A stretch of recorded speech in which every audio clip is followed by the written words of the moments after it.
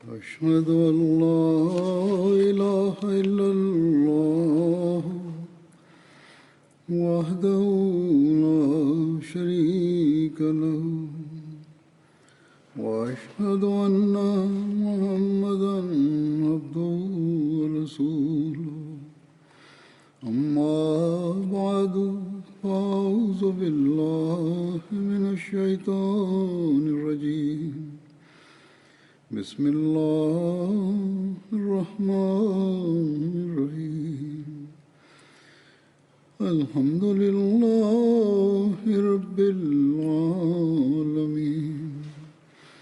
الرحمن الرحيم مالك يوم الدين إياك نعبد وإياك نستعين اهدنا الصراط المستقيم صراط الذين أنعمت عليهم غير المغضوب عليهم ولا الضالين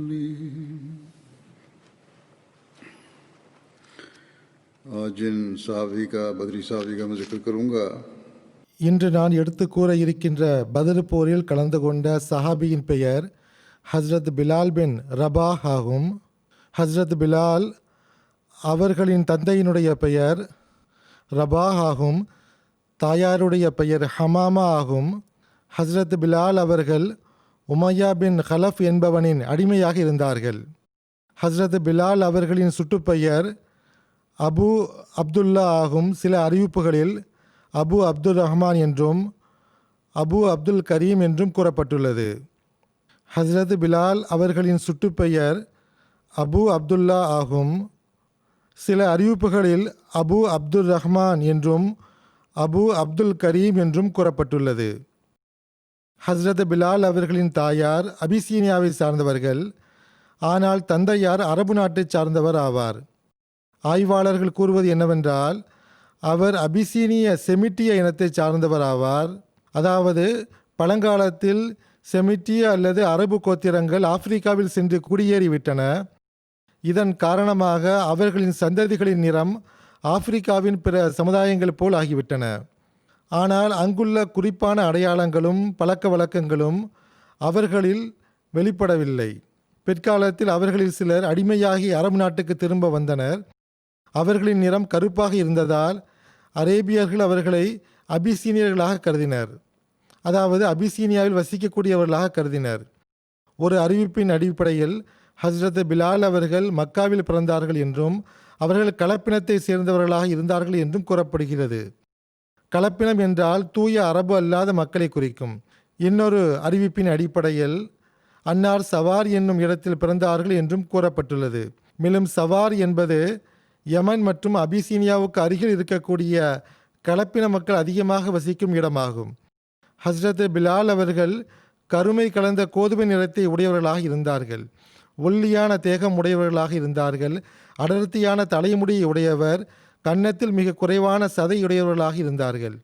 ஹஸ்ரத் பிலால் அவர்கள் பல்வேறு திருமணம் புரிந்திருந்தார்கள். அவர்களுடைய சில மனைவிகள் அரபு நாட்டினுடைய மிக நல்ல கண்ணியத்திற்குரிய வீட்டை சார்ந்தவர்களாக இருந்தார்கள்.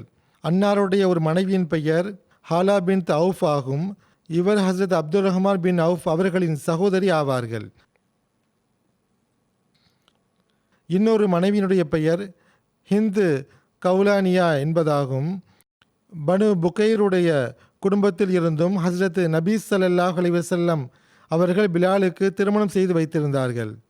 ஹஸ்ரத் அபூ தர்தா ரலியல்லாஹு அன்ஹு அவர்களுடைய குடும்பத்திலும் ஹஸ்ரத் பிலால் அவர்களுக்கு திருமணம் நடந்திருந்தது. ஆனால் எந்த ஒரு மனைவியின் மூலமாகவும் அவர்களுக்கு சந்ததி பிறக்கவில்லை. ஹஸ்ரத் பிலால் அவர்களுக்கு ஒரு சகோதரர் இருந்தார். அவருடைய பெயர் ஹாலிது என்பதாகும். மேலும் ஒரு சகோதரி இருந்தார். அவருடைய பெயர் கஃபீரா என்பதாகும். ஹஸ்ரத் நபி ஸல்லல்லாஹு அலைஹி வஸல்லம் அவர்கள் பிலால் அபிசீனியர்களில் முதன்மையானவர்கள் ஆவார்கள் என்றும் கூறியுள்ளார்கள். அதாவது அபிசீனிய மக்களில் முதலில் நம்பிக்கை கொண்டவர்கள் ஆவார்கள். ஹஸ்ரத் அனஸ் அவர்களிடமிருந்து அறிவிக்கப்படுகிறது, ஹஸ்ரத் ரசூலுல்லாஹ் ஸல்லல்லாஹு அலைஹி வஸல்லம் அவர்கள் கூறினார்கள், இஸ்லாத்தை ஏற்றுக்கொள்வதில் முந்தியவர்களில் 4 பேர் உள்ளனர். அனா சாபிக்குல் அரபு, அதாவது அரேபியர்கள் நான் முதன்மையானவாக இருக்கின்றேன். சல்மானு சாபிக்குல் ஃபுர்ஸ், அதாவது பாரசீக மக்களில் சல்மான் அவர்கள் முதன்மை பெற்றவர்களாக இருக்கிறார்கள். பிலாலுன் சாபிக்குல் ஹப்ஷா, அதாவது அபிசீனிய மக்களில் பிலால் அவர்கள் முதன்மையானவர்களாக இருக்கிறார்கள். சுஹைபுன் சாபிக்குர் ரோம், அதாவது ரோமானியர்களில் சுஹைப் அவர்கள் முதன்மையானவர்களாக இருக்கிறார்கள். உர்வா பின் ஜுபைர் அவர்கள் அறிவிக்கிறார்கள், ஹஸ்ரத் பிலால் பின் ரபா அவர்கள் எப்படிப்பட்ட மக்களைச் சேர்ந்தவர்களாக இருந்தார்கள் என்றால், அவர்கள் இஸ்லாத்தை ஏற்றுக்கொண்ட போது அவரது மார்க்கத்தை விட்டு முகம் திருப்பிட வேண்டும் என்பதற்காக அவர்கள் தண்டிக்கப்பட்டார்கள். ஆனால் அந்த மக்கள் விரும்பிய அந்த வார்த்தைகளை இவர்கள் ஒருபோதும் கூறியது கிடையாது. அதாவது அல்லாஹ்வை இவர்கள் மறுத்தது கிடையாது. அவர்களை உமையா பின் கலஃப் தண்டித்து வந்தான். ஹஸ்ரத் பிலால் அவர்கள் ரசூலுல்லாஹ் ஸல்லல்லாஹு அலைஹி வஸல்லம் அவர்கள் மீது நம்பிக்கை கொண்டபோது அவர்களுக்கு பலவிதமான தண்டனைகள் கொடுக்கப்பட்டது. மக்கள் ஹஸ்ரத் பிலால் அவர்களுக்கு தண்டனை கொடுப்பதில் கடுமை காட்டும் போது ஹஸ்ரத் பிலால் அவர்கள் அஹத் அஹத் என்று கூறுவார்கள். நாங்கள் கூறுவதை போன்று கூறு என்று அந்த மக்கள் அவரிடம் சொல்வார்கள். அப்போது பிலால் அவர்கள், எனது நாவு நீங்கள் கூறுபவற்றை சரியாக உச்சரிக்க இயலாது என்று பதிலளிப்பார்கள். இன்னொரு அறிவிப்பின் அடிப்படையில் ஹஸ்ரத் பிலால் அவர்களுக்கு துன்பம் கொடுக்கப்படும் போது இணை வைப்பவர்கள் அவரை தம் பக்கம் சாய்த்துவிட வேண்டும் என்று நாட்டம் கொள்வார்கள். ஆனால் பிலால் அவர்கள் அல்லாஹ் அல்லாஹ் என்றே கூறுவார்கள். ஒரு அறிவிப்பில் இவ்வாறு வருகிறது, ஹஸ்ரத் பிலால் அவர்கள் நம்பிக்கை கொண்ட போது அவர்களை அவருடைய எஜமானர்கள் பிடித்து நிலத்தில் கிடத்தினார்கள். அவர் மீது கூழாங்கற்களும் மாட்டினுடைய தோலும் போடப்பட்டது. உன்னுடைய இறைவன் லாத் மற்றும் உஸ்ஸா ஆகும் என்று கூறுவார்கள். ஆனால் அன்னாரோ அஹது அஹது என்று கூறுவார்கள். அவருடைய எஜமானர்களிடத்தில் ஹஸ்ரத் அபூபக்கர் அவர்கள் வந்தார்கள். எப்பொழுது வரை நீங்கள் இந்த மனிதனுக்கு துன்பம் அளிப்பீர்கள் என்று கேட்டார்கள். அபூபக்கர் அவர்கள் பிலால் அவர்களை 7 ஊக்கியாவுக்கு விலைக்கு வாங்கி அவரை விடுதலை செய்து விட்டார்கள். ஒரு ஊக்கியா என்பது 40 திர்ஹமாகும், அதாவது 280 திர்ஹத்தில் வாங்கினார்கள். பிறகு ஹஸ்ரத் அபூபக்கர் அவர்கள் இந்த சம்பவத்தை ஹஸ்ரத் ரசூலுல்லாஹ் ஸல்லல்லாஹு அலைஹி வஸல்லம் அவரிடத்தில் எடுத்துரைத்தார்கள். அப்போது ரசூலுல்லாஹ் ஸல்லல்லாஹு அலைஹி வஸல்லம் அவர்கள், அபூபக்கரே, என்னையும் இதில் இணைத்துக் கொள்ளுங்கள் என்று கூறினார்கள். அதற்கு அபூபக்கர் அவர்கள், அல்லாஹ்வின் தூதர் அவர்களே, நான் அவரை விடுதலை செய்துவிட்டேன் என்றார்கள். ஹஸ்ரத் அபூபக்கர் ஹஸ்ரத் பிலால் அவர்களை விலைக்கு வாங்கி அல்லாஹுடைய வழியில் அவரை விடுதலை செய்திருந்தார்கள். அந்த விலை குறித்து நான் ஏற்கனவே கூறியிருந்தது போன்று 280 திர்ஹமுக்கு வாங்கியிருந்தார்கள். சில அறிவிப்புகளில் ஹஸ்ரத் அபூபக்கர் அவர்கள் அவரை 5 ஊக்கியாவுக்கு, அதாவது 200 திர்ஹமுக்கு வாங்கியதாகவும், சில அறிவிப்புகளில் 7 ஊக்கியாவுக்கு, அதாவது 180 திர்ஹமுக்கு வாங்கியதாகவும், சில அறிவிப்புகளில் 9 ஊக்கியாவுக்கு, அதாவது 360 திர்ஹமுக்கு வாங்கியதாகவும் கூறப்பட்டுள்ளது. ஒரு அறிவிப்பில் இவ்வாறு வருகிறது, அபூபக்கர் அவர்கள் பிலால் அவர்களை வாங்கிய போது அவர்கள் கற்களுக்குள் அமுங்கி கிடந்தார். ஹஸ்ரத் அபூபக்கர் அவர்கள் தங்கத்திலான 5 ஊக்கியாவுக்கு மாற்றாக அவரை விலைக்கு வாங்கி கொண்டார்கள். மக்கள் அபூபக்கர் அவர்களை பார்த்து, நீங்கள் ஒரே ஒரு ஊக்கியாவை மட்டும் கொடுக்க விருப்பப்பட்டிருந்தாலும், அதாவது 40 திர்ஹமுக்கு கொடுத்திருந்தாலும் நாங்கள் ஒரு ஊக்கியாவுக்கு அவரை விற்றிருப்போம் என்றார்கள். இதை கேட்ட அபூபக்கர் ரலியல்லாஹு அன்ஹு அவர்கள், நீங்கள் இவரை 100 ஊக்கியாவுக்கு, அதாவது 4000 திர்ஹமுக்கு விற்பதாக இருந்தாலும் கூட நான் அவரை 100 ஊக்கியாவுக்கு வாங்கியிருப்பேன் என்றார்கள். ஹஜ்ரத் ஆயிஷா ரலியல்லாஹு அன்ஹா அவர்களிடமிருந்து அறிவிக்கப்படுகிறது, அபூபக்கர் அவர்கள் துன்பம் கொடுக்கப்பட்டு வந்த 7 அடிமைகளை விடுதலை செய்திருந்தார்கள். அவர்களில் ஹஸ்ரத் பிலால், ஹஸ்ரத் ஆமிர் பின் பஹீரா அவர்களும் அடங்குவார்கள். ஹஸ்ரத் ஜாபிர் பின் அப்துல்லா அவர்களிடமிருந்து அறிவிக்கப்படுவது என்னவென்றால், ஹஸ்ரத் உமர் அவர்கள், அபூபக்கர் நம்முடைய தலைவர் ஆவார், மேலும் அவர்கள் நம்முடைய தலைவரை விடுதலை செய்துள்ளார்கள் என்று கூறினார்கள். அதாவது பிலால் அவர்களை விடுதலை செய்துள்ளார்கள் என்று கூறி வருவார்கள். ஹஸ்ரத் 2வது ஹலீஃபத்துல் மஸீஹ் ரலியல்லாஹு அன்ஹு அவர்கள் ஹஸ்ரத் பிலால் அவர்களுக்கு கொடுக்கப்பட்ட துன்பங்களை பற்றியும் ஹஸ்ரத் அபூபக்கர் அவர்கள் அன்னாரை விடுதலை செய்த சம்பவத்தை பற்றியும் எடுத்துரைக்கும் போது கூறுகின்றார்கள், ஹஜ்ரத் ரசூலுல்லா ஸல்லல்லாஹு அலைஹி வஸல்லம் அவர்கள் மீது நம்பிக்கை கொண்ட அடிமைகள் பல்வேறு சமுதாயங்களைச் சார்ந்தவர்களாக இருந்தார்கள். அவர்களில் அபிசீனியர்களும் இருந்தார்கள். உதாரணமாக பிலால் அவர்கள். ரோமானியர்களும் இருந்தார்கள். உதாரணமாக சுஹைப் அவர்கள். அவர்களில் கிறிஸ்தவர்களும் இருந்தார்கள். உதாரணமாக ஜுபைர் மற்றும் சுஹைப் ஆகியோர். மேலும் இணை வைப்பவர்களும் இருந்தார்கள். உதாரணமாக பிலால் மற்றும் அம்மார் ஆகியோர். பிலால் அவர்களை அவருடைய எஜமானன் கொதிக்கும் மணலில் கிடத்தி அவர்கள் மீது கல்லை வைத்து விடுவான், அல்லது அவர்களுடைய நெஞ்சின் மீது இளைஞர்களை குதிப்பதற்காக நியமிப்பான். அபிசீனிய வம்சத்தைச் சார்ந்த பிலால் அவர்கள் உமையா பின் கலஃப் என்ற பெயருடைய மக்கத்து தலைவனுடைய அடிமையாக இருந்தார்கள். உமையா பிலால் அவர்களை மதிய வேளையில் கோடை காலத்தில் மக்காவுக்கு வெளியே அழைத்து சென்று கொதிக்கின்ற மணலில் நிர்வாணமாக கிடத்தி விடுவான். மேலும் கடும் கொதிக்கின்ற கற்களை அவர்களின் நெஞ்சின் மீது வைத்துவிட்டு லாத் மற்றும் உஸ்ஸா ஆகியவற்றை இறைவனாக ஏற்றுக்கொள், மேலும் முஹம்மது ஸல்லல்லாஹு அலைஹி வஸல்லம் அவர்களிடமிருந்து விலகிச் செல்வதை வெளிப்படுத்து என்று கூறுவான். பிலால் அவர்கள் அதற்கு பதிலளிக்கும் விதமாக அஹத் அஹது என்றே கூறுவார்கள். அதாவது அல்லாஹ் ஒருவனே, அல்லாஹ் ஒருவனே என்று கூறுவார்கள். அன்னாருடைய இந்த பதிலை மீண்டும் மீண்டும் கேட்டு உமையா இன்னும் கோபம் கொள்வான். அவன் அன்னாருடைய கழுத்தில் கயிறை கட்டி தீய மக்களுடைய கையில் அந்த கயிற்றை கொடுத்து விடுவான். இவரை மக்காவினுடைய தெருக்களில் கற்களிலும் இழுத்துச் செல்லுங்கள் என்று கூறிவிடுவான். அதன் காரணமாக அவருடைய உடல் இரத்தத்தால் நனைந்துவிடும். ஆனால் அவ்வாறு இருந்தும் அவர்கள் அஹத் அஹத் என்று கூறிக்கொண்டே செல்வார்கள். அதாவது இறைவன் ஒருவனே, இறைவன் ஒருவனே என்று கூறுவார்கள். சில காலத்திற்கு பிறகு இறைவன் முஸ்லிம்களுக்கு மதீனாவில் நிம்மதியை வழங்கிய போது அவர்கள் சுதந்திரமாக இறைவணக்கம் செய்வதற்கு தகுதியானவர்களாக ஆனபோது ஹஸ்ரத் நபிகள் நாயகம் ஸல்லல்லாஹு அலைஹி வஸல்லம் அவர்கள் பிலால் அவர்களை பாங்கு கொடுப்பதற்காக நியமித்தார்கள். இந்த அபிசீனிய அடிமை பாங்கில் அஷ்ஹது அல்லா இலாஹா இல்லல்லாஹ் என்று கூறுவதற்கு பதிலாக அஸ்ஹது அல்லா இலாஹா இல்லல்லாஹ் என்று கூறும்போது அவருடைய இந்த நிலையை பற்றி அறியாத மதீனாவாசிகள் சிரிப்பார்கள். ஒருமுறை ஹஸ்ரத் நபிகள் நாயகம் ஸல்லல்லாஹு அலைஹி வஸல்லம் அவர்கள் பிலாலின் பாங்கோஸை கேட்டு அம்மக்கள் சிரிப்பதைக் கண்டு அன்னார் அந்த மக்களை திரும்பி பார்த்து, நீங்கள் பிலாலுடைய பாங்கை கேட்டு சிரிக்கின்றீர்கள், ஆனால் இறைவன் அரியணையில் அவருடைய பாங்கோஸை கேட்டு மகிழ்ச்சி அடைகிறான் என்று கூறினார்கள். அன்னார் சுட்டிக்காட்டிய விஷயம் என்னவென்றால், இவர் ஷீன் என்ற உச்சரிப்பை கூற முடியாததை நீங்கள் பார்க்கிறீர்கள், ஆனால் ஷீன் மற்றும் சீன் என்ற உச்சரிப்பில் என்ன உள்ளது?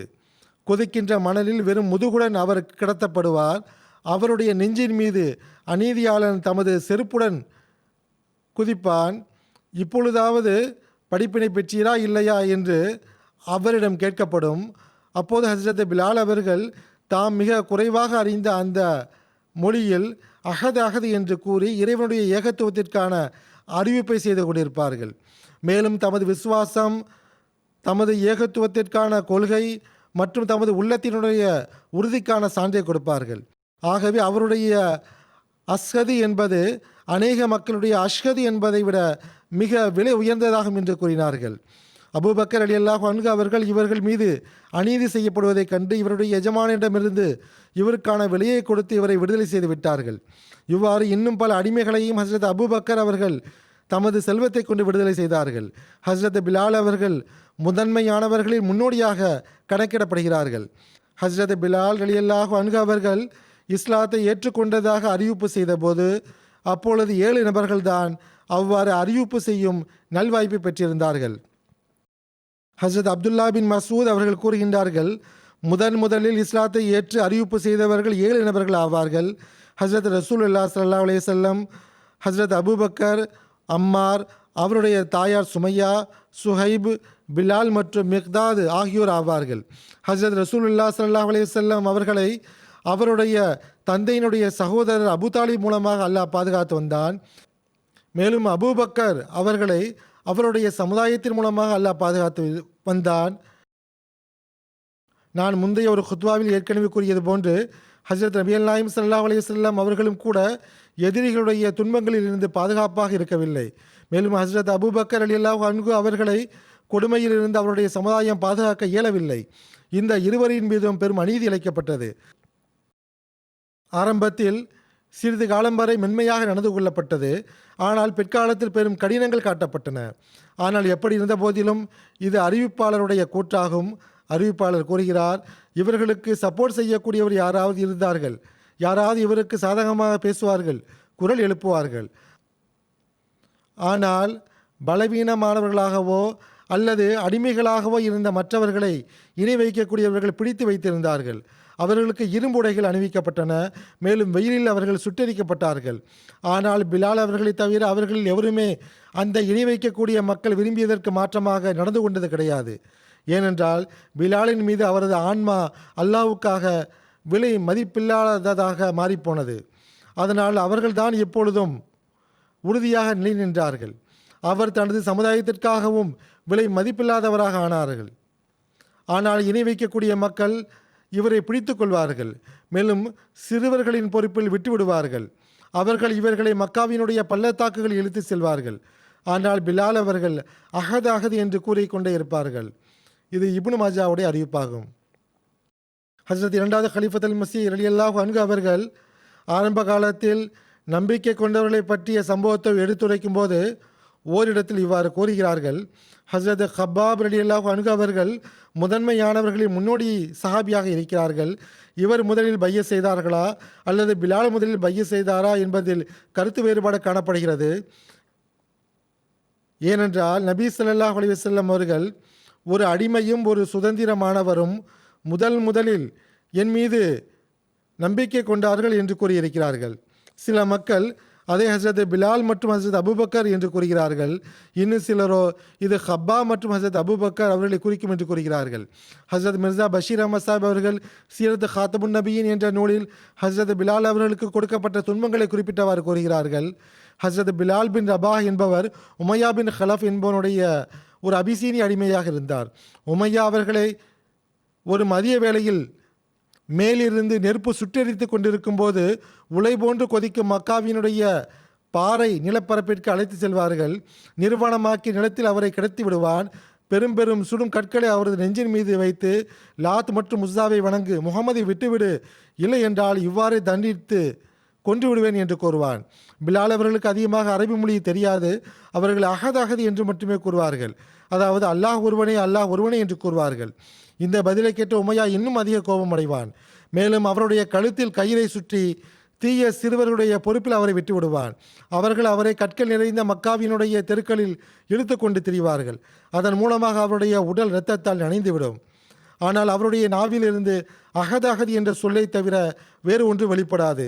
ஹஜ்ரத் அபூபக்கர் அவர்கள் இவர் மீது செய்யப்படுகின்ற கொடுமையை கண்டபோது ஒரு பெரும் தொகையை கொடுத்து இவரை விலைக்கு வாங்கி இவரை விடுதலை செய்து விட்டார்கள். ஹஜ்ரத் பிலால் அவர்கள் ஹிஜ்ரத் செய்து மதினா வந்தபோது சாத் பின் ஹைஸ்மா என்பவருடைய வீட்டில் தங்கினார்கள். ஹஜ்ரத் நபி அல்லாஹ் ஸல்லல்லாஹு அலைஹி வஸல்லம் அவர்கள் பிலாலுடைய சகோதரத்துவத்தை ஹஜ்ரத் உபைதா பின் ஹாரிஸ் என்பவருடன் ஏற்படுத்தியிருந்தார்கள். ஆனால் இன்னொரு அறிவிப்பின் அடிப்படையில் அபு ரவிஹா கைஸ்மா அவர்களுடன் இவருடைய சகோதரத்துவத்தை ஏற்படுத்தியிருந்தார்கள் என்று வருகிறது. ஹஜ்ரத் ரசூலுல்லாஹி ஸல்லல்லாஹு அலைஹி வஸல்லம் அவர்கள் மதினா வந்தடைந்த போது சஹாபாக்கள் அங்கு நோயுற்று போக ஆரம்பித்தார்கள். அவர்களும் ஹஜ்ரத் அபூபக்கர், ஹஜ்ரத் பிலால், ஹஜ்ரத் ஆபிர் பின் பஹீரா ஆகியோரும் அடங்குவார்கள். ஹஜ்ரத் ஆயிஷா ரலியல்லாஹு அன்ஹா அவரிடமிருந்து அறிவிக்கப்படுகிறது, ஹஜ்ரத் ரசூலுல்லாஹி ஸல்லல்லாஹு அலைஹி வஸல்லம் அவர்கள் மதினா வந்தபோது அங்கு ஹஜ்ரத் அபூபக்கர், ஹஜ்ரத் பிலால் ஆகியோருக்கு காய்ச்சல் ஏற்பட்டது. அவர்களுக்கு காய்ச்சல் ஏற்படும் போது அவர்கள் இந்த கவிதையை படிப்பார்கள். அது அரபி கவிதையாகும். அதனுடைய மொழியாக்கம் என்னவென்றால், மரணம் தன்னுடைய செருப்பு வாரை விட சமீபத்தில் இருக்கும்போது ஒவ்வொரு மனிதனும் தன்னுடைய வீட்டில் காலை எழும்போது அவருக்கு காலை பொழுது நல்வாழ்த்து கூறப்படுகிறது.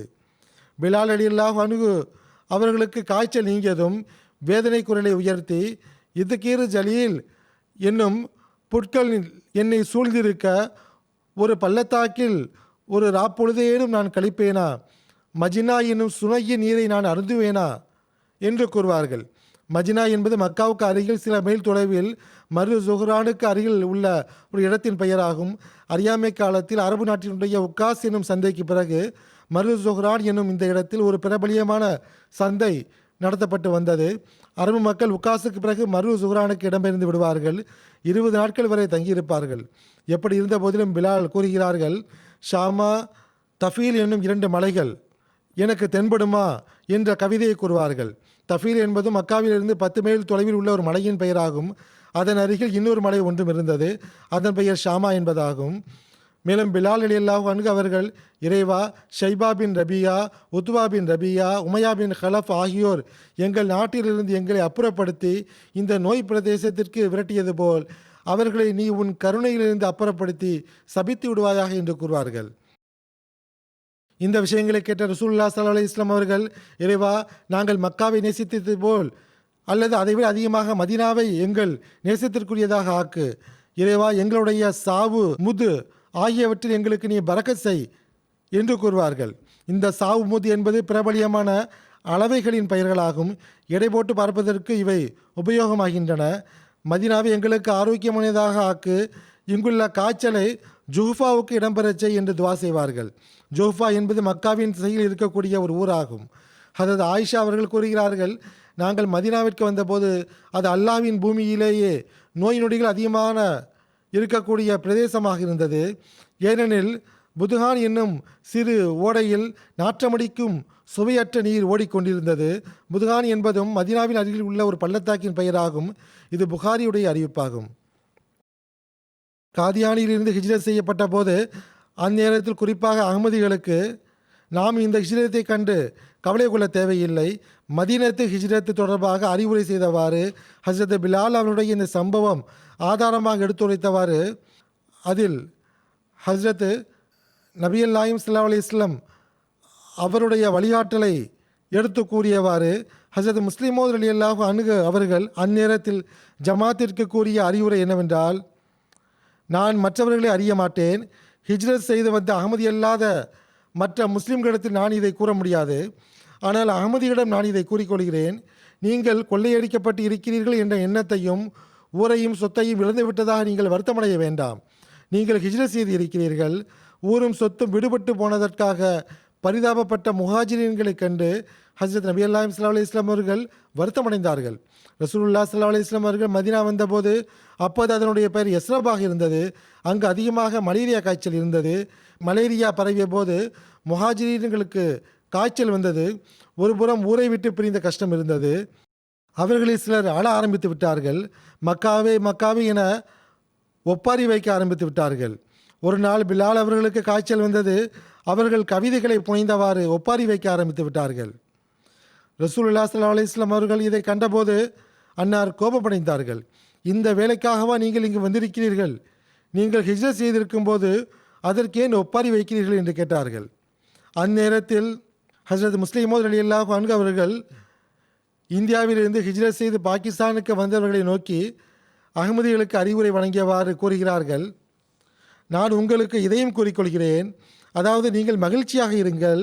நீங்கள் என்ன இழந்தீர்கள் என்று பார்க்க வேண்டாம், மாறாக யாருக்காக எழுதோம் என்பதைத்தான் பார்க்க வேண்டும். நீங்கள் இழந்தது இறைவனுக்காகவும் இஸ்லாத்தினுடைய முன்னேற்றத்திற்காகவும் இருக்கும் என்றால் நீங்கள் மகிழ்ச்சியாக இருங்கள். மேலும் எந்த ஒரு தருணத்திலும் உங்களது இடுப்புகளை நீங்கள் கோணலாக்கிவிட வேண்டாம். உங்களுடைய முகம் வாடிப்போய்விட வேண்டாம். மாறாக அவற்றில் மகிழ்ச்சியினுடைய அடையாளங்கள் தென்பட வேண்டும் என்று கூறினார்கள். அகமதிகளாகிய நாம் இந்த சிந்தனை கொண்டவர்களாக நாம் இருக்க வேண்டும். அப்போதைய கலீஃபா அவர்கள் நமக்கு இந்த அறிவுரையை கூறியிருக்கிறார்கள். நம்முடைய ஹிஜ்ரத்து அல்லாஹ்வுக்காகவும் இஸ்லாத்தினுடைய தொண்டிற்காகவும் இருக்கின்றது. பாகிஸ்தான் உருவாக்கப்பட்டதற்கு எதிராக இருந்தவர்கள் இன்று பாகிஸ்தானை உருவாக்கியதாகவும் தோற்றுவித்ததாகவும் வாதங்களை செய்து தமது பொய் மற்றும் சூழ்ச்சியின் மூலமாக அகமதிகளை அந்த நாட்டினுடைய அடிப்படை குடியுரிமையிலிருந்து விலக்கி வைத்து கொண்டிருக்கிறார்கள். இந்த நாட்டிற்காக அதிகமான தியாகங்களை அகமதிகள் செய்திருக்கிறார்கள். எந்த மார்க்கத்தின் உயர்வுக்காகவும் கண்ணியத்திற்காகவும் நாம் ஹிஜ்ரத் செய்திருக்கின்றோமோ அந்த மார்க்கத்தின் பெயரை கூறுவதை கூட பாகிஸ்தானுடைய பாராளுமன்றம் தனது அரசியல் நோக்கத்திற்காக நம்மீது தடை செய்துள்ளது. எவ்வாறு இருப்பினும் நமக்கு அவர்களுடைய சான்றிதழின் அவசியம் இல்லை. ஆனால் நமக்கு உள்ள வருத்தம் என்னவென்றால், இந்த பெயர் தாங்கிய நாட்டினுடைய குத்தகைக்காரர்கள் அகமதிகளின் மீது அநீதி இழைத்தது மட்டுமல்லாமல் பாகிஸ்தானின் மீதும் அநீதி இழைத்துள்ளார்கள். மேலும் அநீதி இழைத்து கொண்டே வருகிறார்கள். உலகில் நாட்டிற்கு அவப்பெயர் ஏற்படுவதற்கு காரணமாக கொண்டே செல்கிறார்கள். அந்த நாட்டினுடைய முன்னேற்றத்திற்கு தடையாக இருக்கிறார்கள் என்பதை காணும்போது நமக்கு நிச்சயமாக வருத்தம் ஏற்படுகிறது. இவர்கள் மட்டுமில்லை என்றால் அந்த நாடு இப்போது முன்னேற்றம் அடைந்து எங்கோ சென்றடைந்திருக்கும். இவர்கள் நாட்டை தின்று கொண்டிருக்கிறார்கள். கரையானை போன்று அரித்து கொண்டிருக்கிறார்கள். ஆனால் அவ்வாறு இருந்த போதிலும் அகமதியுடைய கடமை என்னவென்றால், குறிப்பாக பாகிஸ்தானில் வசிக்கக்கூடிய அகமதிகள் அந்த நாட்டினுடைய முன்னேற்றத்திற்காக தமது அனைத்து திறமைகளுடன் முயற்சி மேற்கொள்ள வேண்டும். அல்லாஹ் இந்த அநீதியாளரிடமிருந்து இந்த நாட்டை தூய்மைப்படுத்துமாறு என்றும் துவா செய்து வர வேண்டும். எவ்வாறு இருந்த போதிலும் இந்த சம்பவம் வந்ததன் காரணமாக இத்துடன் தொடர்புடைய விஷயமும் கூறப்பட்டு விட்டது. இப்போது நான் மீண்டும் ஹஸ்ரத் பிலால் அவர்களை பற்றிய சம்பவங்களை கூறுகின்றேன். திப்காத்துல் குப்ரா என்ற நூலில் இவ்வாறு எழுதப்பட்டுள்ளது. அதாவது ஹஸ்ரத் பிலால் அவர்கள் ரசூலுல்லாஹ் ஸல்லல்லாஹு அலைஹி வஸல்லம் அவர்களுடன் பத்ர், உஹது, அகல் உட்பட அனைத்து போர்களிலும் கலந்து கொண்டுள்ளார்கள். பத்ர் யுத்தத்தில் ஹஸ்ரத் பிலால் அவர்கள் உமையா பின் ஹலஃபை கொலை செய்தார்கள். அவன் இஸ்லாத்தினுடைய மிக பெரும் எதிரியாக இருந்தான். ஹஸ்ரத் பிலால் அவர்கள் இஸ்லாத்தை ஏற்றுக்கொண்டதன் காரணமாக அவர்களுக்கு துன்பம் இழைத்து வந்தான். பிலால் அவர்கள் உமையா பின் ஹலஃபை கொலை செய்த சம்பவம் புகாரியில் கூறப்பட்டுள்ளது. ஹஸ்ரத் ஹுபைப் பின் அசாஃப் அவர்களை பற்றிய குறிப்பில் இதற்கு முன்பு நான் ஏற்கனவே கூறியிருக்கின்றேன். அதன் விபரத்தை இங்கேயும் கூறிவிடுகின்றேன். ஏனென்றால் பிலால் அவர்களுக்கு இதனுடன் நேரடியான தொடர்பு உள்ளது. ஹஸ்ரத் அப்துல் ரஹ்மான் பின் அவுஃப் அவர்கள் கூறுகிறார்கள், நான் உமையா பின் ஹலஃபுக்கு கடிதம் எழுதினேன். அதாவது மக்காவில் உள்ள எனது செல்வம் மற்றும் சொத்துக்களை அவன் பாதுகாக்க வேண்டும் எனவும் அவனுடைய செல்வம் சொத்துக்களை மதீனாவில் நான் பாதுகாப்பேன் என்றும் கடிதம் எழுதியிருந்தேன். பத்ர் போர் நடந்த தினத்தில் மக்கள் எல்லாம் உறங்கியவுடன் உமையாவை பாதுகாப்பதற்காக மலையை நோக்கி நான் சென்றேன். அவனை பிலாலும் பார்த்து விட்டார்கள். பிலால் உடனே வந்து அன்சாரிகள் குழுமியிருந்த ஒரு இடத்தை அடைந்து, இதோ உமையா பின் ஹலஃப், இவன் தப்பித்து விட்டால் நான் தப்பிக்க முடியாது என்று கூறினார். பிலாலுடன் அன்சாரிகளின் ஒரு கூட்டத்தினர் எங்களை தொடர்ந்து வந்தனர். அதாவது ஹஸ்ரத் அப்துல் ரஹ்மான் பின் அவுஃப் மற்றும் உமையா பின் ஹலஃப் அவர்களை பின்தொடர்ந்து சென்றனர். அப்துல் ரஹ்மான் அவர்கள் அவனை காப்பாற்ற சென்றார். அவனுக்கு அடைக்கலம் வழங்க சென்றார்.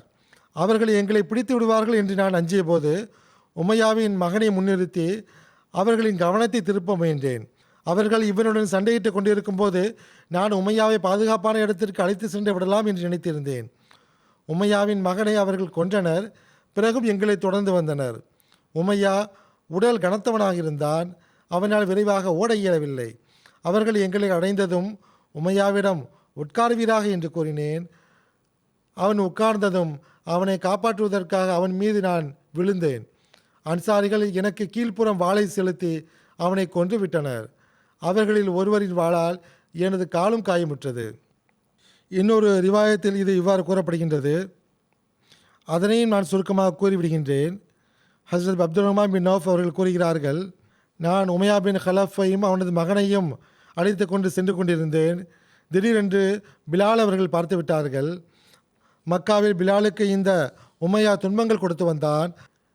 ஆகவே உமையாவை பிலால் அவர்கள் பார்த்தபோது, காஃபிர்களின் தலைவரான உமையா இவனே ஆவான், இவன் தப்பித்து விட்டால் நான் தப்பிக்க முடியாது என்று சப்தமிட்டார்.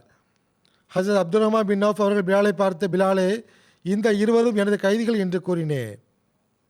மறுபடியும் பிலால் அவர்கள், இவன் தப்பித்து விட்டால் நான் தப்பிக்க முடியாது என்று கூறினார்கள். அப்துல் ரஹ்மான் பின் அவுஃப் அவர்கள் பிலாலை பார்த்து, இவர் என்னுடைய கைதி என்று கூறினார்கள். ஒவ்வொரு முறையும் அப்துல் ரஹ்மான் பின் அவுஃப் அவ்வாறு கூறிக்கொண்டே வந்தார்கள். பிலால் அவர்கள், இவன் தப்பித்து விட்டால் நான் தப்பிக்க முடியாது என்று கூறினார்கள். பிறகு பிலால் அவர்கள் உரத்த குரலில், அல்லாவின் அன்சாரிகளே, காஃபிர்களின் தலைவன் உமையா பின் ஹலஃப் இவன்தான், இவன் தப்பித்து விட்டால் நான் அழிந்து போய்விடுவேன் என்று கூறினார்கள். அவருடைய குரலை கேட்டு மக்கள் நாலாபுரம் எங்களை சுற்றி வளைத்து விட்டார்கள். நான் அவனை காப்பாற்ற முயற்சி செய்தேன். ஒருவர் அவனது மகனின் மீது வாளை சுழற்றினார். அவன் அங்கேயே விழுந்து விட்டான். அப்போது உமையா இந்த அளவு சத்தமாக அலறினான் என்றால் அது போன்ற ஓலத்தை நான் ஒருபோதும் கேட்டதில்லை. அவனை பார்த்து தப்பி ஓடிவிடு என்று சொன்னேன். ஆனால் அவனால் தப்பித்து செல்ல முடியவில்லை. அல்லாஹ் மீது ஆணையாக நான் உனக்கு உதவ முடியாது என்று நான் கூறினேன். அப்பொழுது தாக்குதல் நடத்தியவர்கள் அவ்விருவரின் மீது தமது வாளை கொண்டு தாக்குதல் தொடுத்தார்கள். அந்த இருவருடைய கதையும் அங்கே முடித்து விட்டார்கள். ஒரு அறிவிப்பில் இவ்வாறு வருகிறது, ஹஸ்ரத் பிலால் அவர்கள் ஹஸ்ரத் ரசூலுல்லாஹ் ஸல்லல்லாஹு அலைஹி வஸல்லம் அவர்களுடைய செயலாளராகவோ அல்லது பொருளாளராகவோ இருந்தார்கள். ஒருவர் இப்னு அப்பாஸ் ரலியல்லாஹு அன்ஹு அவரிடம், தாங்கள் இறை தூதர் ஸல்லல்லாஹு அலைஹி வஸல்லம் அவர்களுடன் பயணத்தில் இருந்திருக்கிறீர்களா என்று கேட்டார். இப்னு அப்பாஸ் அவர்கள், ஆம் இருந்திருக்கிறேன். உறவின் காரணத்தினால் அவர்களுடன் எனக்கு நெருக்கம் இல்லாதிருப்பின் நான் இருந்திருக்க முடியாது என்று கூறினார்கள். அதாவது சிறுவனாக இருந்த காரணத்தினால் வாய்ப்பு கிடைத்தது, உறவு முறை இருந்தது, ஆகவே பயணத்தில் இருந்தேன் என்று கூறினார்கள். பிறகு ஹஸ்ரத் நபி ஸல்லல்லாஹு அலைஹி வஸல்லம் அவர்கள் ஹஸ்ரத் ஹசீர் பின் சலத் அவர்களின் வீட்டின் அருகே அடையாளமுள்ள அந்த இடத்திற்கு வந்தார்கள். இப்னு அப்பாஸ் கூறுகிறார்கள், பிறகு நபி ஸல்லல்லாஹு அலைஹி வஸல்லம் அவர்கள் அந்த வீட்டிற்கு அருகே வந்தார்கள், சஹாபாக்களுக்கு அறிவுரை செய்தார்கள். பிறகு பெண்கள் இருந்த பகுதிக்கு வந்து உபதேசம் புரிந்தார்கள், தான தர்மங்கள் செய்யுமாறு அவர்களிடம் கூறினார்கள். உடனே அப்பெண்கள் தமது மோதிரங்களை கலற்றி பிலால் அவர்களுடைய போர்வையில் இடுவதை நான் கண்டேன். இந்த அறிவிப்பை இப்னு அப்பாஸ் அவர்கள் அறிவிக்கிறார்கள். பிறகு நபி ஸல்லல்லாஹு அலைஹி வஸல்லம் அவர்களும் பிலால் அவர்களும் வீட்டிற்கு திரும்பி சென்றார்கள். ஹஜரத் அனஸ் பின் மாலிக் அவர்கள் அறிவிக்கிறார்கள், ஹஜரத் ரசூலுல்லாஹி ஸல்லல்லாஹு அலைஹி வஸல்லம் அவர்கள் என்னிடம் கூறினார்கள், அல்லாஹுக்காக எனக்கு எந்த அளவு துன்பம் கொடுக்கப்பட்டுள்ளது என்றால் எவருக்கும் இது போன்று துன்பம் கொடுக்க இயலாது. அல்லாஹுக்காக நான் எந்த அளவு பயமுறுத்தப்பட்டுள்ளேன் என்றால் இந்த அளவு எவரும் பயமுறுத்தப்படவில்லை. எந்த ஒரு உயிரிடமும் உண்ணக்கூடிய அளவில் என்னிடமும் பிலாலிடமும் உணவு இல்லாத 3 இரவுகள் கூட வந்திருக்கின்றது. பிலாலுடைய அக்குளில் ஒளித்து வைத்திருக்கக்கூடிய அளவில் மட்டுமே உணவு இருக்கும். மிக மிக குறைவான அளவில் மட்டுமே உணவு இருக்கும். முதன்முறையாக பாங்கு கூறக்கூடிய வாய்ப்பு பிலால் அவர்களுக்கு கிடைத்தது. நபிகள் நாயகம் ஸல்லல்லாஹு அலைஹி வஸல்லம் அவர்களுடைய முழு வாழ்விலும் பயணம் மற்றும் இதர தருணங்களில் அன்னாருக்காக பாங்கு சொல்லக்கூடியவராக இருந்திருக்கிறார்கள். இஸ்லாத்தில் முதன்முறையாக பாங்கு கூறியவர் இவரே ஆவார். முகமது பின் அப்துல்லா பின் ஜெயித் அவர்கள் தனது தந்தையிடமிருந்து அறிவிக்கிறார்கள். அவர்கள் கூறுகிறார்கள், ரசூலுல்லாஹி ஸல்லல்லாஹு அலைஹி வஸல்லம் அவர்கள் தொழுகைக்காக அழைப்பதற்காக கொங்கு ஊதலாமா அல்லது முரசு கொட்டலாமா என்று ஆலோசனை செய்தார்கள். புகாரியில் இந்த ஹதீஸ் வருகிறது, சஹாபாக்கள் ஊது கொம்பு அல்லது சங்கு ஊதலாம் என ஆலோசனை வழங்கினார்கள். பிறகு அப்துல்லா பின் ஜெயித் அவர்களுக்கு கனவில் காட்டப்பட்டது. அவர்கள் கூறுகிறார்கள், நான் கனவில் ஒரு மனிதனை கண்டேன். அவர் 2 பச்சை நிற உடைகளை அணிந்திருந்தார். அவரது கையில் கைக்கொட்டு ஒன்றை வைத்திருந்தார். நான் கனவில் அவரிடம், அல்லாஹ்வின் அடியாரே, அந்த கைக்கொட்டை எனக்கு விலைக்கு தருவீர்களா என்று கேட்டேன். அதற்கு அவர், எதற்காக அதனை கேட்கின்றீர் என்று என்னிடம் கேட்டார். அதற்கு நான், தொழுகைக்கு மக்களை அழைப்பதற்காக எனக்கு இது தேவைப்படுகிறது என்று கூறினேன். அதற்கு அந்த மனிதர், இதைவிட சிறந்ததை உங்களுக்கு நான் கூறட்டுமா என்று கேட்டார். அதற்கு நான், அது என்ன என்று கேட்டேன். அவர் பாங்கின் வாசகங்களை எனக்கு கூறினார்.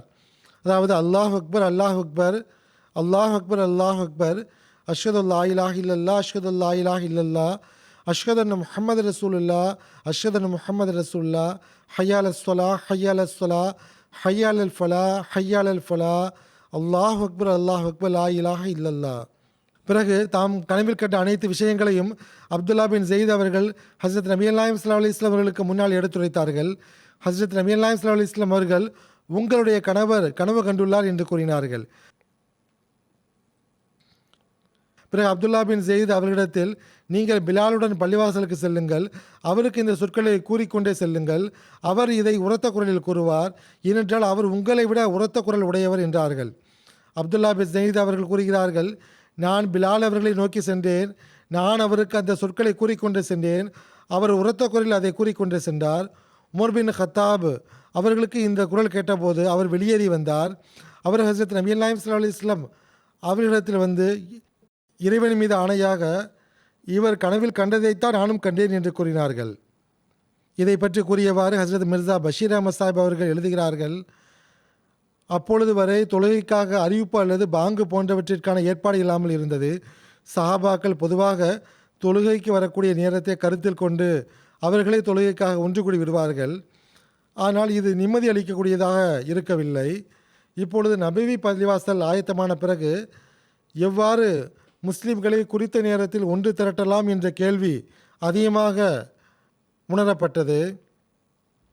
சிலர் கிறிஸ்தவர்களைப் போல் மணியோசை எழுப்பலாம் என்றனர். மேலும் சிலரோ யூதர்களைப் போன்று குழல் ஊதலாம் என்றனர். வேறு ஒருவர் இன்னொரு வழிமுறையை கூறினார். தொழுகைக்காக அழைக்க ஒருவரை நீங்கள் நியமிக்கலாமே என்று உமர் அவர்கள் ஆலோசனை கூறினார்கள்.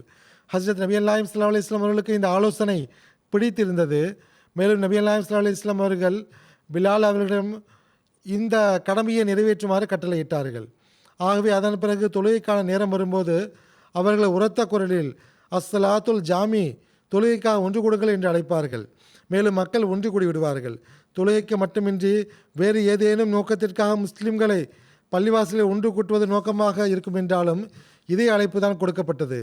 இதன் பிறகு கொஞ்ச காலத்திற்கு பிறகு அப்துல்லா பின் ஜயீத் அன்சாரி என்ற ஒரு சஹாபிக்கு கனவில் தற்போதைய பாங்கு சொற்கள் கற்பிக்கப்பட்டது.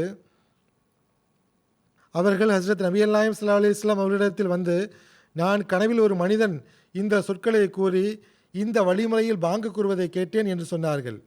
அப்போது நபி ஸல்லல்லாஹு அலைஹி வஸல்லம் அவர்கள், இந்த கனவு இறைவன் புறமிருந்து வந்துள்ளது என்று கூறினார்கள். மேலும் பிலாலிடம் இந்த சொற்களை கற்றுக் கொடுங்கள் என்று அப்துல்லா அவர்களுக்கு கட்டளையிட்டார்கள். இதில் ஆச்சரியமான ஒற்றுமை என்னவென்றால், பிலால் அவர்கள் இந்த சொற்களை முதல் முறையாக கூறிய போது ஹஸ்ரத் உமர் ரலியல்லாஹு அன்ஹு அவர்கள் அதை கேட்டுவிட்டு விரைவாக ஹஸ்ரத் நபி அல்லாஹிம் ஸல்லல்லாஹு அலைஹி வஸல்லம் இடத்தில் ஆஜரானார்கள்.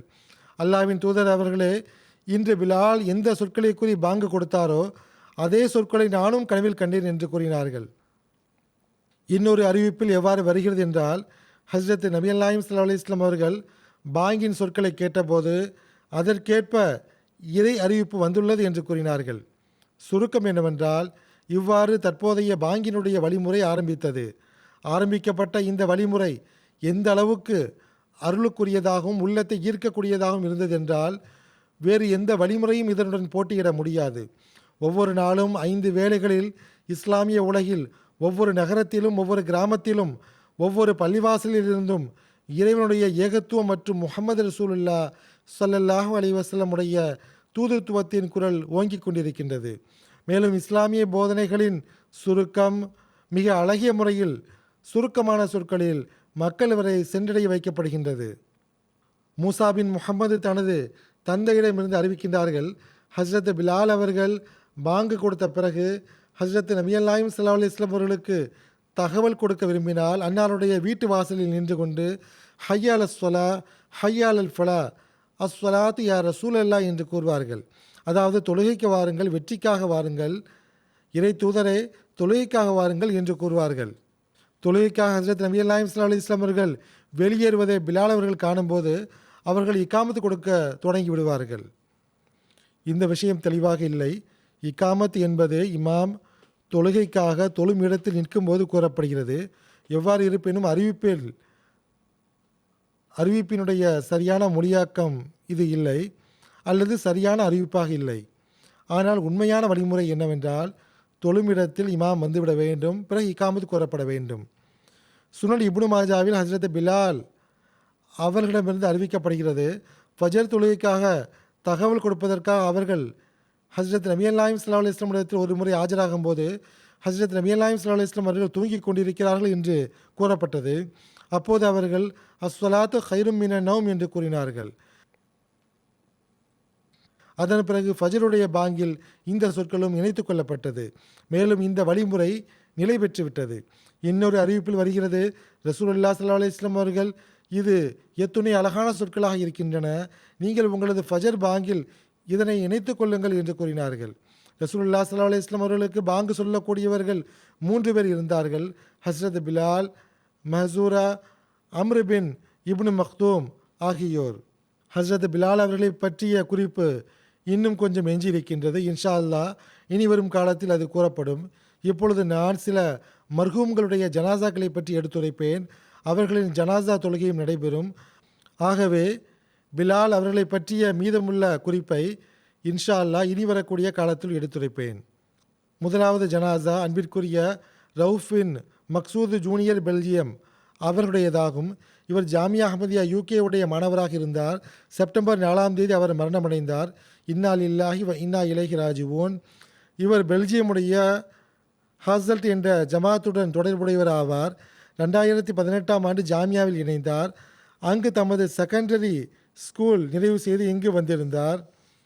இவர் தனது களப்பற்ற இயல்பு, படைப்பினங்களுக்கு தொண்டு செய்யும் ஆர்வம், கடும் உழைப்பின் பழக்கத்தின் காரணமாக மாணவர்கள் மற்றும் ஆசிரியர்களுக்கிடையில் மிகவும் விருப்பமானவராக இருந்தார்கள்.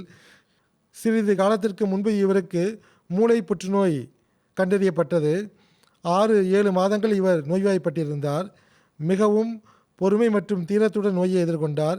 இறுதியில் அல்லாஹ்வுக்கு நேசத்திற்குரியவராக ஆகிவிட்டார். இவருடைய பாட்டனாரின் மூலமாக இவருடைய குடும்பத்தில் அகமதியத் வந்தது. ஏறக்குறைய 1950ஆம் ஆண்டில் இவருடைய பாட்டனாருக்கு நல்ல செல்வாக்கு இருந்தது. இவருடைய பாட்டனாரின் மூலமாகவே இவருடைய குடும்பத்தில் அகமதியத்து வந்தது. ஏறக்குறைய அது 1950ஆம் ஆண்டு.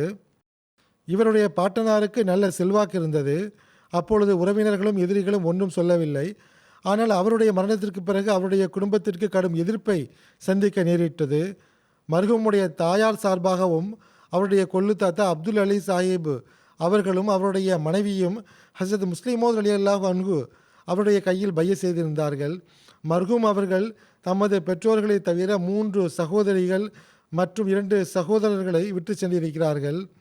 ஹுமாயூன் மக்சூத் சாஹிப் என்பது தந்தையினுடைய பெயராகும். மோசினா பேகம் சாஹிபா தாயார் ஆவார்கள். நிஷாத் இந்த தம்பதியின் மகள் ஆவார், வயது 18. சாலிஹ் என்பவர் மகன் ஆவார், வயது 14. தெஸ்னியா உனைசாவுக்கு 9 வயது. ஃபாத்தி மக்சூத் அவர்களுக்கு 7 வயது. ஜன்னத்து சாமியா அவர்களுக்கு 4 வயது. பெல்ஜியமுடைய அமீர் சாஹிப் அவர்கள் எழுதுகிறார்கள், இவரை நான் குழந்தை பருவத்திலிருந்து நான் கண்டு வருகிறேன். அசாதாரணமான குழந்தையாக இருந்தார்கள். இவர் எப்பொழுது ஜமாத்திற்கு வரக்கூடிய வாய்ப்பு பெற்றாலும் பள்ளிவாசலுடன் எப்பொழுதும் தொடர்புடையவராக இருப்பார்கள். நல்இயல்பு கொண்டவராக இருந்தார்கள். வஃபாத்திற்கு பிறகு 2 நாட்கள் வரை வருத்தம் தெரிவிப்பதற்காக ஆல்கன் பைத்து ரஹீமில் மக்களுக்கு வருவதற்கான ஏற்பாடு செய்யப்பட்டிருந்தது. அப்பொழுது பெரும் திரளாக மக்கள் கூடியிருந்தார்கள். அதில் பல பேர் அழுவதை நான் கண்டேன். இந்த அனைவரும் இவரை பற்றிய பல சம்பவங்களை எடுத்து கூறினார்கள். நோயினுடைய ஆரம்பத்திலே டாக்டர் அவர்கள் பிரெயின் கேன்சர் என்று கூறிவிட்டார். அது வாழ்க்கை அபாயமாக ஆகிவிடும் என்று கூறியிருந்தார்கள். ஆயினும் கூட இவருடைய முகத்தில் கவலைக்கான எந்த அடையாளமும் இல்லை, ஒருபோதும் தோன்றிவிடவில்லை. டாக்டருடன் மீட்டிங்கில் டாக்டர் அவர்கள் கூறுகிறார்கள், இவருடன் நான் பேசிக் கொண்டிருக்கும்போது, அதாவது எப்பொழுது வரை இவரால் பேச முடிந்ததோ அப்பொழுது வரை இவருடன் பேசிக்கொண்டிருக்கும்போது இவர் அசாதாரணமான இளைஞராக தெரிந்தார். ஒளி மிகுந்த சிந்தனையுள்ளவராக இருந்தார். இந்த கடினமான நோயில் நோயாளிக்கு கடும் கோபம் வந்துவிடும். ஆனால் இவர் ஒருபோதும் கோபப்பட்டதே கிடையாது. மிகவும் துணிவு மிக்கவராக இருந்தார், பொறுமையாளியாக இருந்தார். அமீர் சாஹிப் அவர்கள் எழுதுகிறார்கள், இவர் ஹிலாஃபத்துடன் மேன்மையான தகுதியுள்ள அன்பை கொண்டிருந்தார்கள், முழுமையான கட்டுப்படுதலை கொண்டிருந்தார்கள்.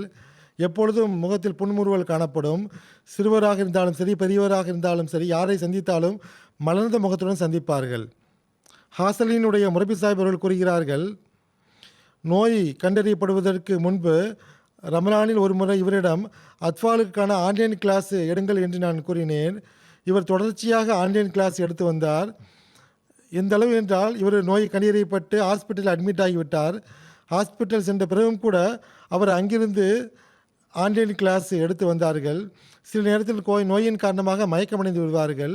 பிறகு உடல்நிலை தேறியவுடன் மறுபடியும் கிளாஸ் எடுக்க ஆரம்பித்து விடுவார்கள்.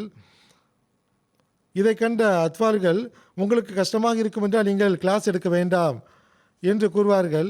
அப்பொழுது இவர்கள் ஜாமியா அஹ்மதியா திறந்தவுடன் நான் திரும்ப செல்லும்போது கலிஃபத்துல் மஸீஹ் அவர்களை சந்திக்கும் போது விடுமுறையில் என்ன ஜமாத் ஹித்மத் செய்தேன் என்று கேட்கப்படும் போது நான் என்ன சொல்வேன் என்று கூறுவார்கள்.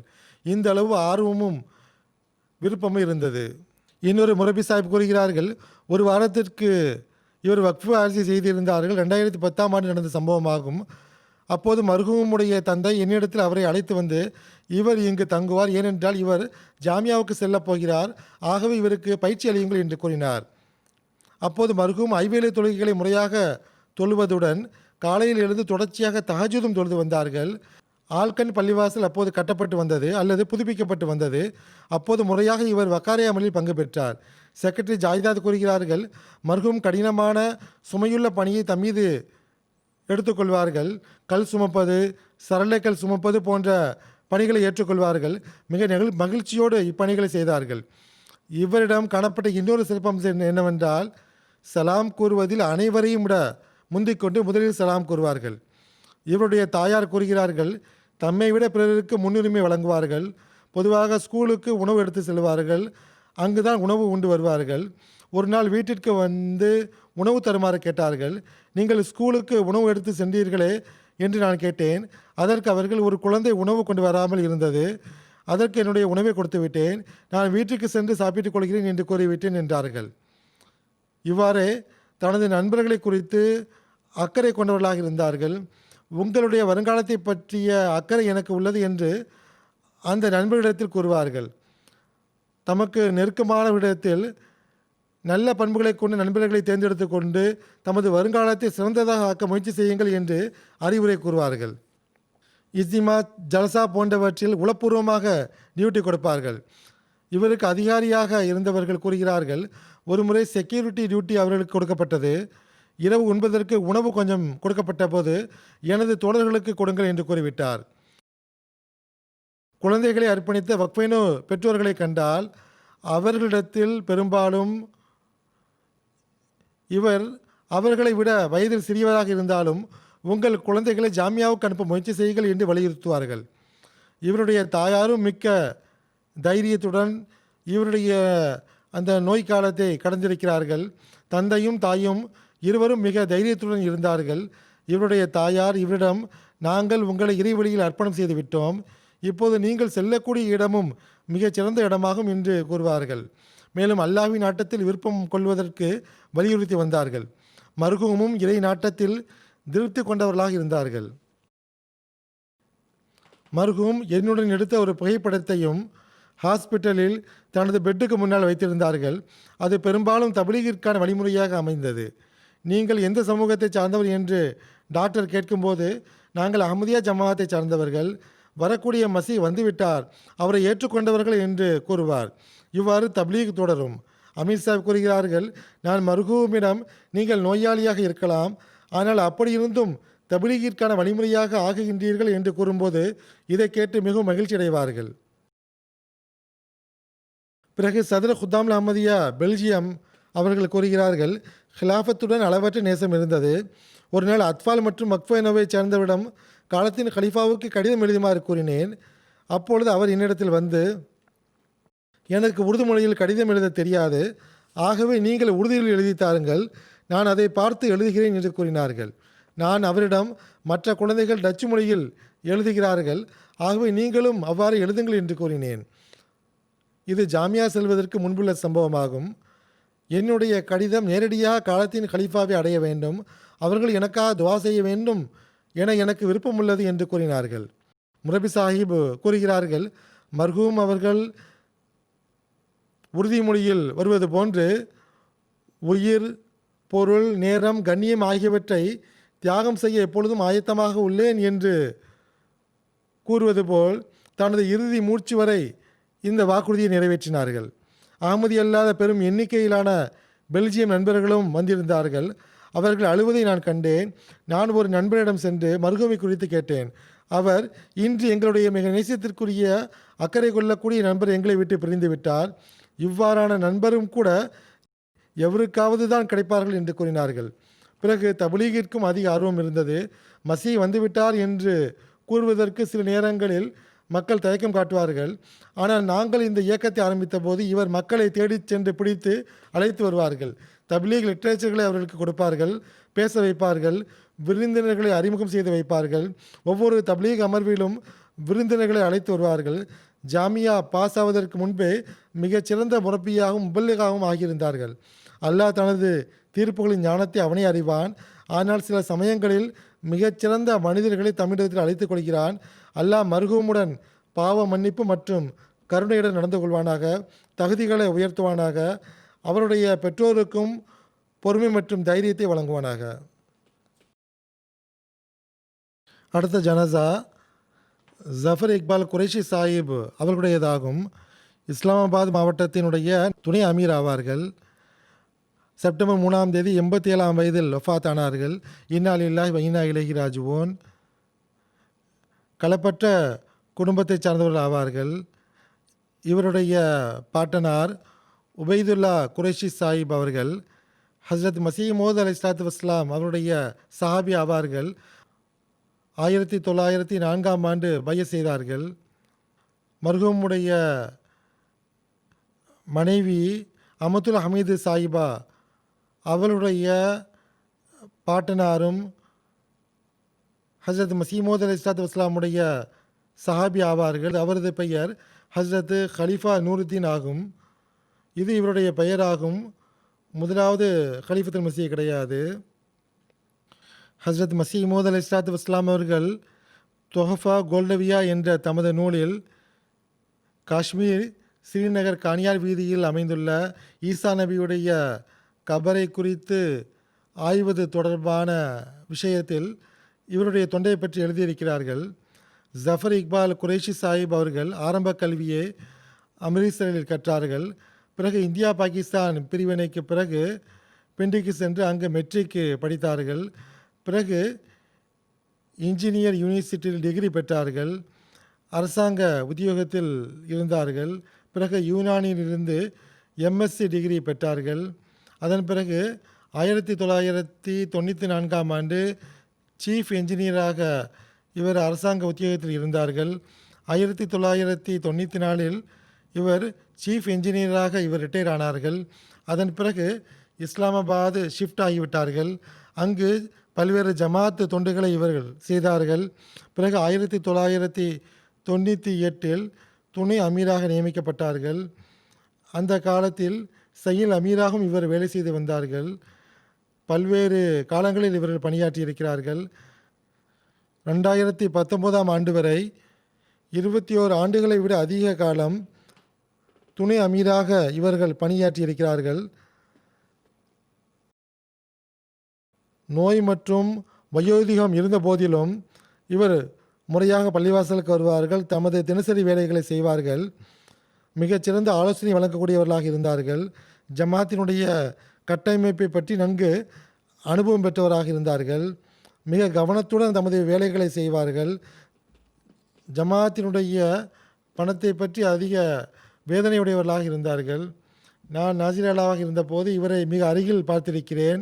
மாஷா அல்லாஹ், தன்னலமற்ற பணிவுள்ள நபராக இருந்தார்கள். தம்முடைய அதிகாரிகள் தம்மை விட வயதில் குறைவானவர்களாக இருந்தாலும் முழுமையாக கட்டுப்படுவார்கள். இவர்கள் தமது மனைவி அமத்துல் ஹமீது ஜஃபர் சாஹிபா அவர்களை தவிர 4 மகள்களை விட்டு சென்றிருக்கிறார்கள்.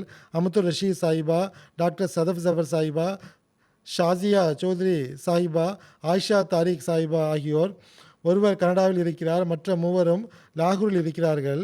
ஆயிஷா ஜஃபர் என்ற ஒரு மகள் கூறுகிறார்கள், குழந்தை பருவத்தில் நான் ஸ்கூல் செல்ல ஆரம்பித்த போது வருடாந்திர எக்ஸாமின் போது காலத்தின் கலீஃபாவுக்கு என் சார்பாக கடிதம் எழுதி அனுப்பி வைப்பார்கள். பிறகு நான் வகுப்பில் பொசிஷன் பெறும்போது மறுபடியும் இன்னொரு கடிதம் எழுதுவார்கள். அந்த கடிதங்களுக்கான பதில் வரும்போது அதை எனக்கு படித்து காட்டுவார்கள். நான் பெரியவரான பிறகு அவர் எனக்கே கடிதம் எழுதுமாறு எனக்கு கூறினார்கள், வலியுறுத்தினார்கள். அந்த கடிதத்தை எனக்கு எழுதி காட்டினார்கள். அல்லாஹ் இவருடன் கருணை மற்றும் பாவ மன்னிப்புடன் நடந்து கொள்வானாக. இவருடைய தகுதிகளை உயர்த்துவானாக. இவருடைய உறவினர்களுக்கு பொறுமையை வழங்குவானாக. அடுத்த ஜனாசா ஹானரபிள் காம்பே காபா ஜகாட்டை சாஹிபா, செனிகளை சார்ந்தவர். ஆகஸ்ட் 24ஆம் தேதி 85 வயதில் வஃபாத் ஆனார்கள். இன்னால் இல்லா இன்னா இலைஹி ராஜிஊன். மிகவும் தைரியமான களப்பற்ற கிலாஃபத்துடன் நேசம் உண்ட ஒரு ஜமாத்தின் மீது தன்மானமுள்ள மனிதராக திகழ்ந்தார்கள். தொண்டு செய்யக்கூடிய ஆர்வமுள்ளவராக இருந்தார்கள். அதிக தியாகம் செய்தவர்களாக இருந்தார்கள். விருந்தோம்பல் செய்யக்கூடியவர்களாக இருந்தார்கள். இந்த அனைத்துமே இவருடைய வெளிப்படையான சிறப்பம்சங்களாக இருந்தது. ஜமாத்தினுடைய குழு செல்லும் போது சிரமத்தை மேற்கொண்டு அவர்களுக்கு விருந்தோம்பல் செய்வார்கள்.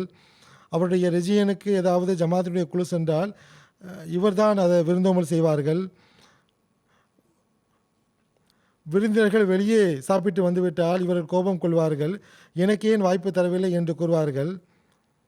விருந்தினர்களுக்காக தமது அறையை காலி செய்து கொடுப்பார்கள். எல்லாவித வசதிகளையும் செய்து கொடுப்பார்கள். சோசியலிஸ்ட் பார்ட்டி சார்பாக தேர்ந்தெடுக்கப்பட்டு 14 வருடங்களில் அதிகமாக அந்த நாட்டினுடைய பார்லிமெண்ட் மெம்பராக இருந்திருக்கிறார்கள். ஒரு தூய விசுவாசமான அகமதியாக திகழ்ந்தார்கள். ஜமாத்தினுடைய பெயர் ரிஜிஸ்டர் ஆகாதவரை ஜமாத்துடைய சொத்துக்கள் இவரது பெயரில் இருந்தது. மிஷனரி இன்சார்ஜ் சாஹிப் எழுதுகிறார்கள், 2012ஆம் ஆண்டு செனிகல் சென்றபோது அதன் பிறகு தான் ஜமாத் ரிஜிஸ்டர் ஆனது. அப்போது மர்ஹூம் என்னை பார்த்து, வாழ்க்கையின் மீது எந்த நம்பிக்கையும் கிடையாது, நீங்கள் விரைவாக இந்த அமானிதங்களை, இந்த சொத்துக்களை ஜமாத்தினுடைய பெயருக்கு மாற்றிவிடுங்கள் என்று கூறினார்கள். அதே போன்று எப்பொழுது கஷ்டம் வந்தாலும் நான் முதல் வரிசையில் நிற்பேன் என்று எப்பொழுதுமே எழுதி வருவார்கள். ஒரு மிஷினரியை விட அதிகமாக இவர்கள் வேலை செய்துள்ளார்கள். நீண்ட காலமாக டம்பாகாண்டா என்ற ஜமாத்தினுடைய அந்த ரீஜியனுடைய தலைவராக இவர்கள் தொண்டாற்றி இருக்கிறார்கள். தலைமையக செயற்குழுவில் செக்ரட்டரி உமரே ஹார்ஜாவாக தொண்டாற்றியிருக்கிறார்கள்.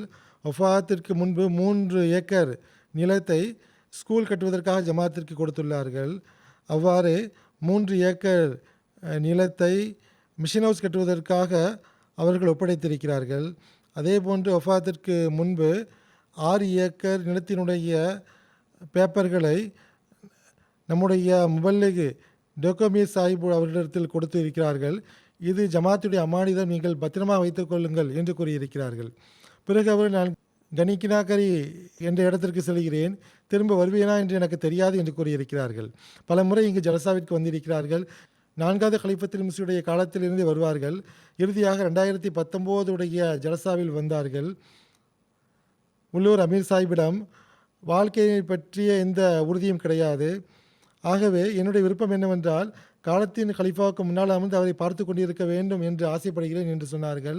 அவ்வாறு இவர் அமர்ந்தார். சந்திப்பின் போது என்னுடைய வாழ்க்கையினுடைய நோக்கம் நிறைவேறிவிட்டது என்று கூறினார்கள்.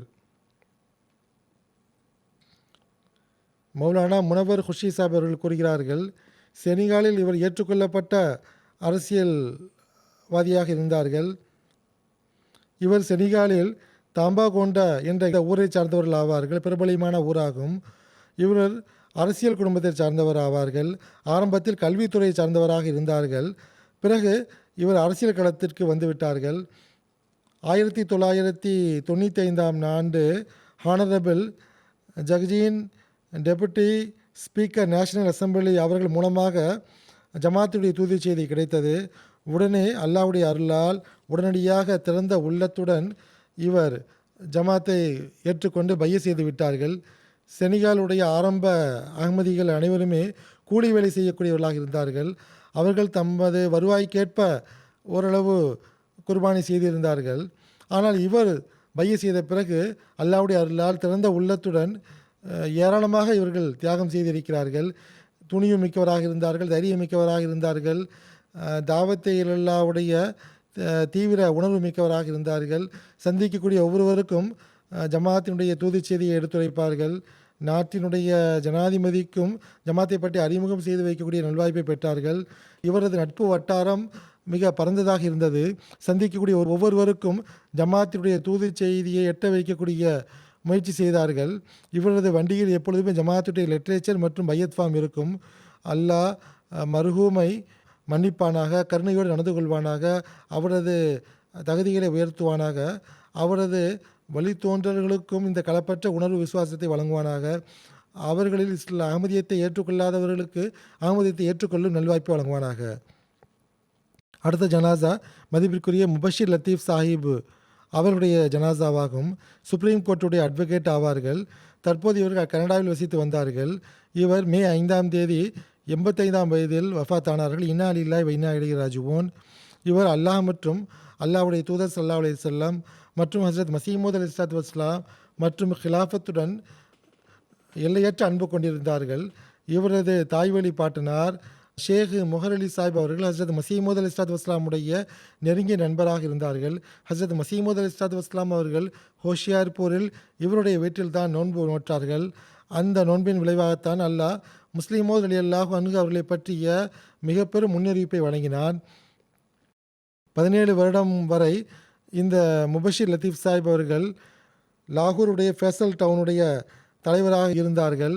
பாகிஸ்தானிலும் ஜமாத்துடைய வக்கீலுடைய டீம் இருக்கின்றது, அதிலும் இவர்கள் இணைந்திருந்தார்கள். அதை பெருமையாக கருதினார்கள். பிறகு பல்வேறு கைதிகளுக்கு தொண்டாற்றக்கூடிய உதவி செய்யக்கூடிய வாய்ப்பு பெற்றிருக்கிறார்கள். 1974 ஆண்டு நம்முடைய ஜமாத்தினுடைய பிரதிநிதித்துவம் வகித்த 3 வக்கீல்களில் இவர் ஒருவராக இருந்தார்கள். 46 ஆண்டுகள் வரை பஞ்சாப் யூனிவர்சிட்டியில் ஆசிரியராக இருந்திருக்கிறார்கள்.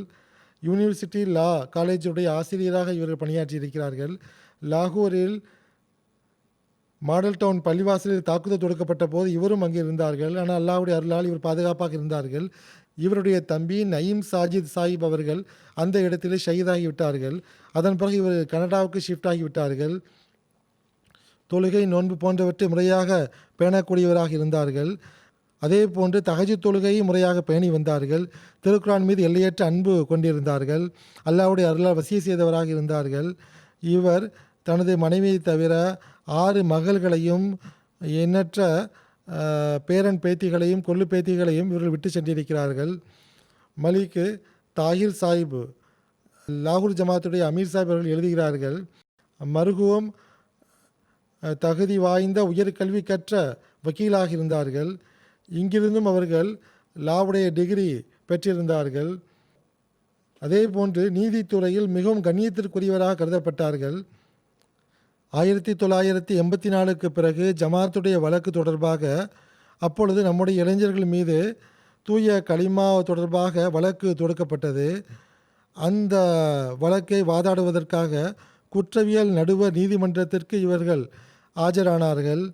மர்ஹூம் ஹைகோர்ட்டுடைய வக்கீலாக இருந்தார்கள். ஹைகோர்ட்டுடைய வக்கீல்கள் பொதுவாக குற்றவியல் நடுவர் நீதிமன்றத்தில் வாதாடுவது கிடையாது. ஆனால் ஜமாத்துடைய பயனுக்காக இவர்கள் வாதாடினார்கள். ஜமாத்திற்கு தன்னலமற்று இவர்களுக்கு தொண்டாற்றி இருக்கிறார்கள். சிறந்த சட்ட ஆலோசனை கூறக்கூடியவராக இவர்கள் இருந்திருக்கிறார்கள். பல்வேறு மஜிஸ்ட்ரேட்டுகளும் ஜட்ஜுகளும் இவர்களது மாணவர்களாக இருந்திருக்கிறார்கள். ஆனால் வழக்கிற்காக அவர்கள் முன்பு வாதாட நேர்ந்தபோது எவ்வித தயக்கமும் இன்றி அவர்கள் ஜமாத்திற்காக வாதாடினார்கள். பொதுவாக சுப்ரீம் கோர்ட்டு அல்லது ஹைகோர்ட்டுடைய வக்கீல்கள் மெஜிஸ்ட்ரேட்டுக்கு முன்னால் வாதாடுவது கிடையாது. சட்ட ஆலோசகரான முபாரக் தாஹிர் சாப் அவர்கள் கூறுகிறார்கள், மர்ஹூம் அவர்களுடைய ஜமாத் தொண்டு 1974ஆம் ஆண்டு ஆரம்பித்தது. சமதானி கமிஷனில் அகமதி அல்லாத ஒரு வக்கீல் ஐஜாஸ் ஹுசைன் பட்டால்வி சாஹிப் அவர்களுக்கு இவர்கள் உதவி செய்திருக்கிறார்கள். 1984இல் உரிமை கட்டளைக்கு எதிரான வழக்கில் இவர் ஆஜரானார்கள். அந்த குழுவில் இவர்கள் இருந்திருக்கிறார்கள். நியாய சட்டத்தின் அடிப்படையில் ஒன்றும் நடக்காது என்று தெரியும். அப்படி இருந்தும் கூட இவர்களும் இவரது தோழர்களும் மிக உழைப்புடன் இந்த அனைத்து வழக்குகளையும் தயாரித்தார்கள். அல்லாஹ் இவருடன் கருணை மற்றும் பரிவுடன் நடந்து கொள்வானாக. இவருடைய அந்தஸ்துகளை உயர்த்துவானாக. இவருடைய உறவினர்களுக்கு இவர் செய்த நன்மைகளை தொடருவதற்கான வாய்ப்பை வழங்குவானாக. அவர்களுக்கு நிம்மதியை வழங்குவானாக. தொழுகைக்கு பிறகு இன்ஷா அல்லாஹ் இவருடைய ஜனாசாவை தொலை வைப்பேன். आधा भी होगा इन सब का।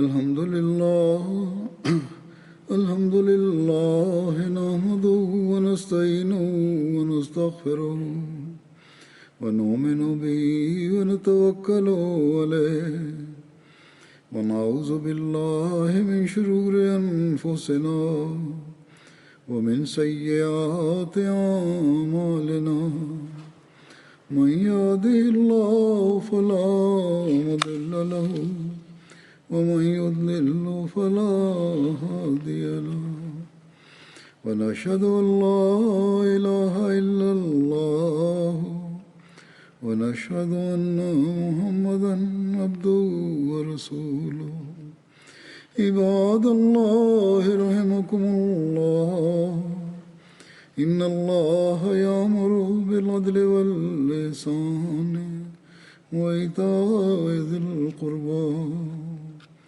وينهى عن الفحشاء والمنكر والبغي يعظكم لعلكم تذكرون اذكروا الله يذكركم وادعوه يستجب لكم ولذكر الله أكبر.